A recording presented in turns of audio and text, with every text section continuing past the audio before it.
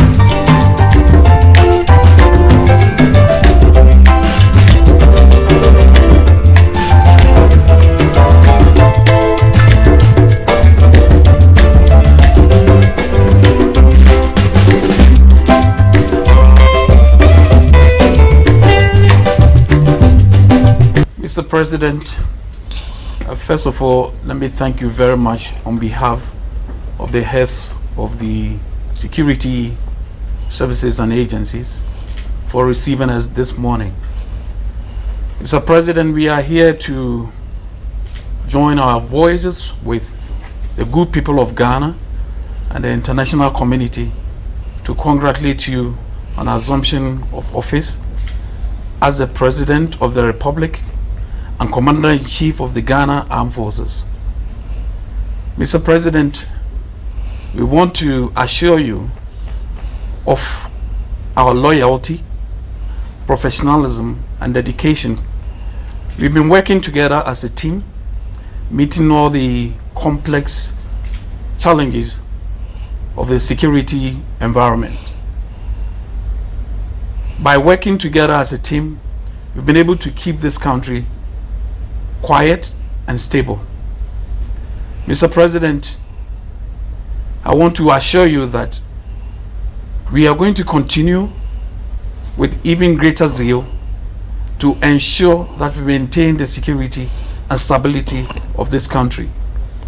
I want to assure you of our unflinching support and dedication, as I said, to duty, and make sure that we help you to achieve or realize your objective of resetting Ghana. Mr. President, once again, thank you very much for receiving us this morning. We are grateful and we wish you the best. Thank you, Mr. President. Thank you.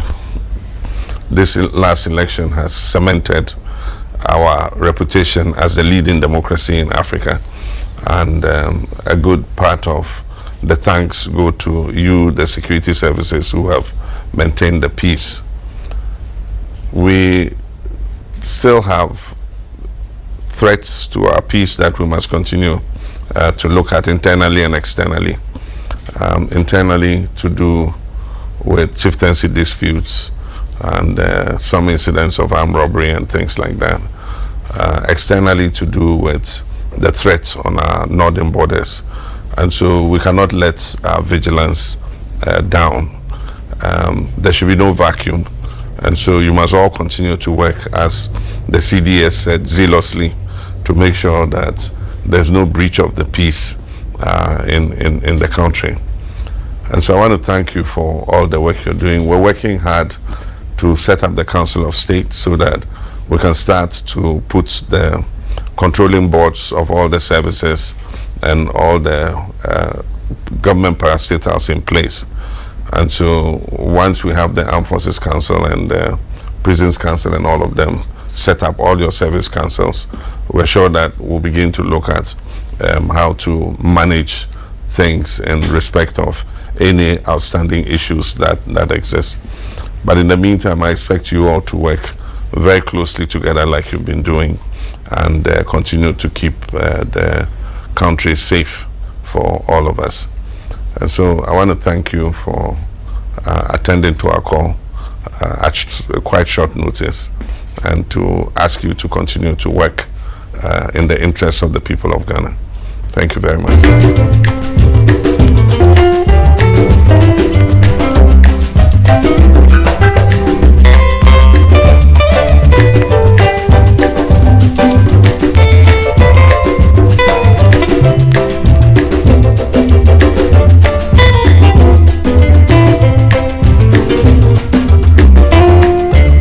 In 16 years, if you go home today and your family members asked you, what's the one biggest thing you would say you've achieved in 16 years in public life, in parliament or in politics, what would that be?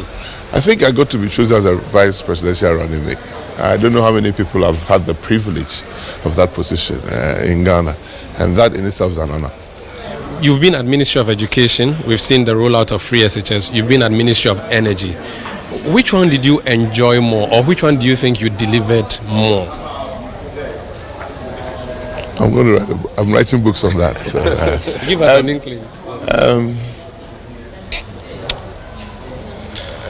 4 years in Ministry of Education, I left with scars, health scars, because the work was tremendous, but it was so impactful that is what kept him going.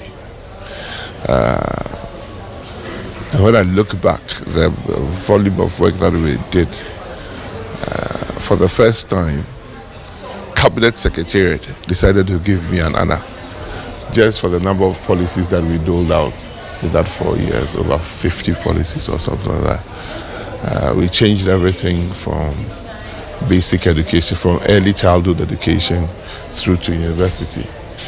We brought up policies from early childhood education policy, primary school policy, junior high school policy, university, tertiary education, the first of its kind in the country.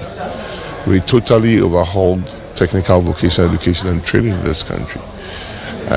We've seen the results. People, somebody says data speaks, results speak. I had the chance when we started this journey to speak to you once or twice. I remember the conversations around double track.